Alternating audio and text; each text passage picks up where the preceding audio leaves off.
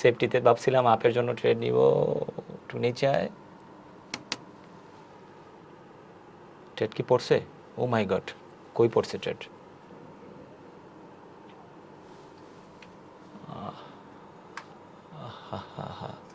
Trade উল্টা পাল্টা পড়ে গেছে।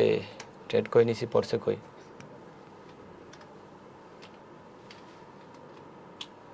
লস দিব রে বা।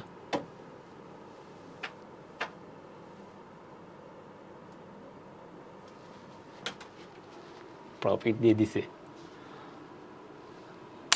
প্রফিট দিয়ে দিছে। আল্লাহ, আমার ট্রেড নিছি হচ্ছে এইখানে, ট্রেডটা পড়তো এখানে।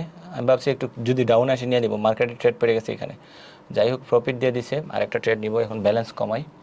তো 2টা ট্রেড নিয়ে নিয়েছিলাম। মার্কেট তো ওভারঅল অনেক উপরে উঠে গেছে, গ্যাপ আপ দিছে। $10 ট্রেড নিলাম। পড়ছে নি ট্রেড? ট্রেড তো পড়েই নেই, তাইলে আর নিব না। এখন পড়ছে ট্রেড, হ্যাঁ আগে এখানে পড়ছিল ট্রেডটা। যাই হোক, এটা প্রফিট দেওয়ার কথা, কারণ ক্যান্ডেলের গ্রিন ক্যান্ডেলগুলো হেভি স্ট্রং ক্যান্ডেল, আর উপরে উইক দিয়ে আসছে, উইকটা ফিল আপ করার কথা।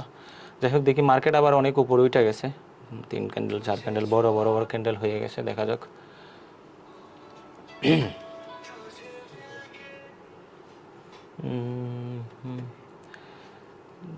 এই আইস না, নিচে যাস না, উপরে যা।